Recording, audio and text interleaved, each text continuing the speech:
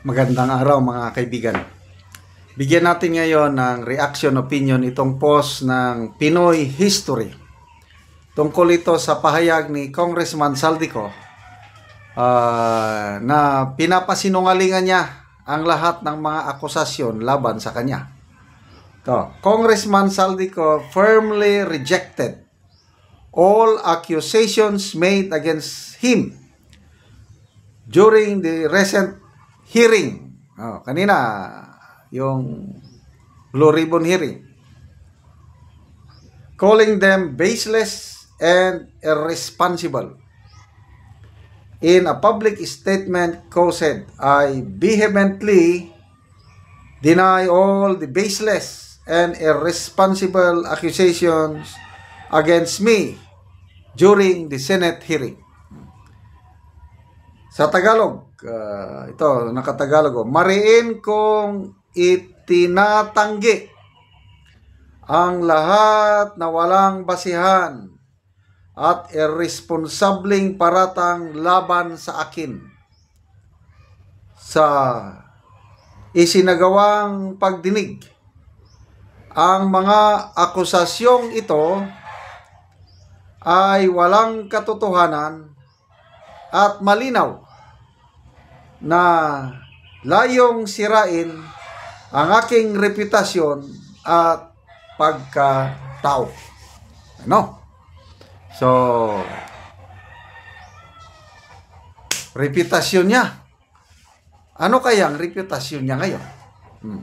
That is public opinion. Kayo, mga kaibigan, anong reputasyon sa inyong paningin kay Saldico? Kung ako ang inyong tatanungin, opinion ko lang ito public opinion ang reputasyon niya is napakalaking question mark. Una, siya yung chairman ng Committee on Appropriations, yung 2025 budget. Nangyari, yung mga hocus-pocus, blank, BICAM, small committee report na hinahanap, walang maipakita. Tapos bigla siyang nag-resign ba o inalis ba? And then, ano pa? Ngayon, pumutok ang issue sa flood control, biglang nawala. Nandun na sa US daw. Ito pala yung picture niyo. I don't know how. Meron na siyang brace sa leg. Parang Gloria Macapagal Arroyo. Naka-wheelchair lang.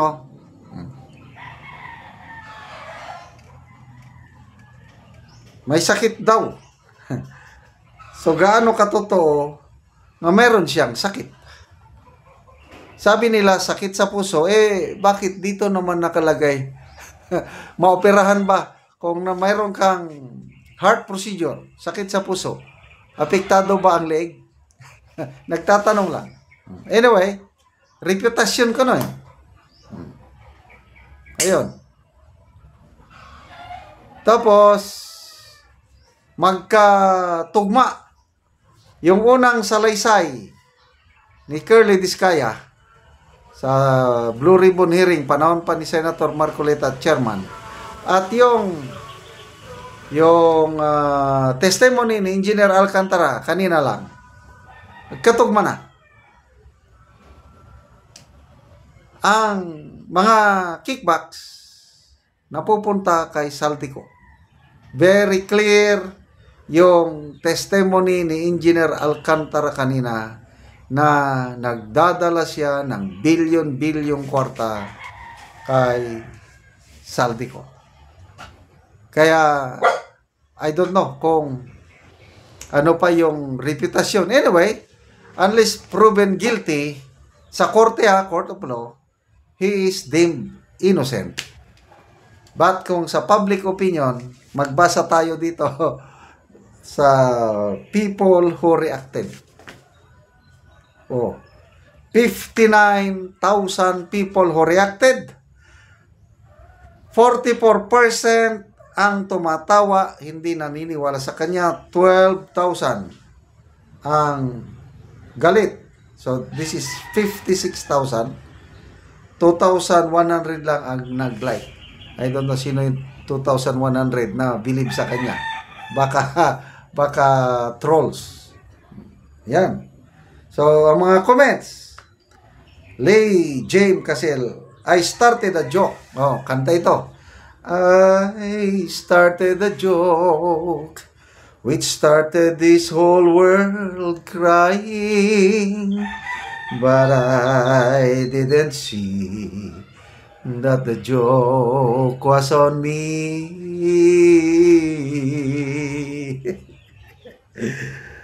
Rafi Flor, parang Arroyo noon, defensive mechanism. Hasayan Chetrok, house arrest. Gloria, is that you? RBB Marquez, expect a lot of I invoke my right against self-incrimination. Jen Dawson, there he goes again. Parang ex-president. The Jonathan Talenia, the legendary exit reason.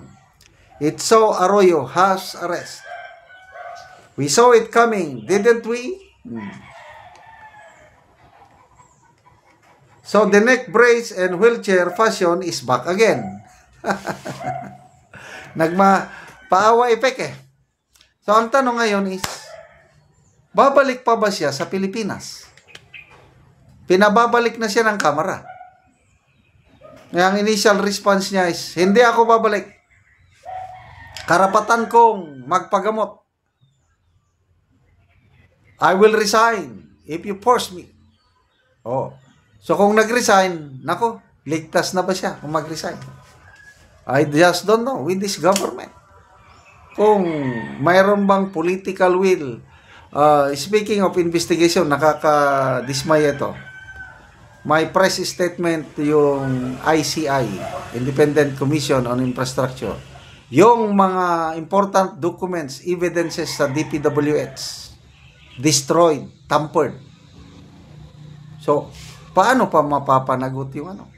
Grabe. Oh, summary sa revelation ni Curly Discaya kanina. Very detailed.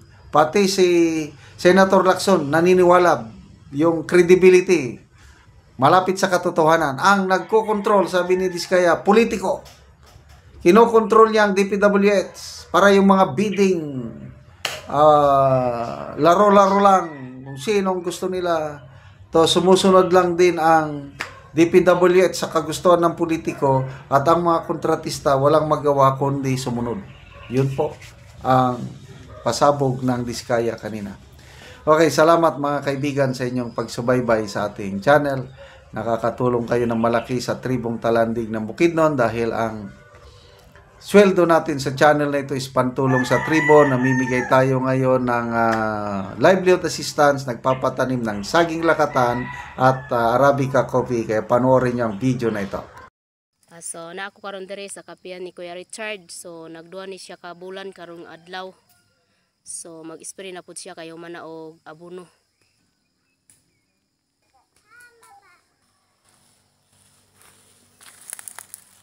Yan, ito ba ni? Bayad ning ka.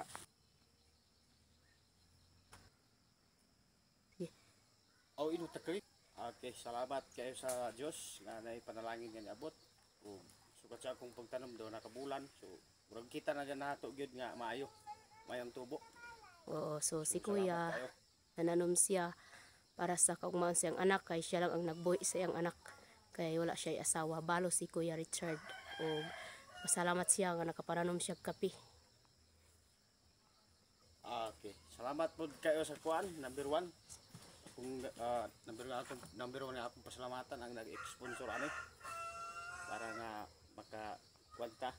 Basig na pa i-suporta di sa sunod nga makita ang akong tanom nga maayo. Ano sponsor. Okay, sa labaw na ang kuan. Ginoo. Labaw magagahom sa saman. Nga niabot ni nga sige. Sige Kuya, salamat pod. Aw pirniro na. 300 ka punuan ni ang kape ni Kuya Richard. 29 sila ka pamilya ang nananom sa kape. Og nikabat ni og 14,550 nga seedling nga nakatanom na.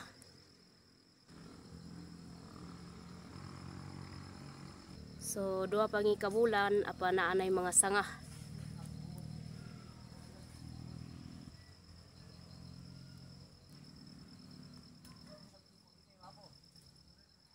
So dako gid kayong pagpasalamat ni Kuya kay naa na siya makas suporta sa iyang anak nga estudyante. Salamat pud kay sa Ginoo sa nag-sponsor.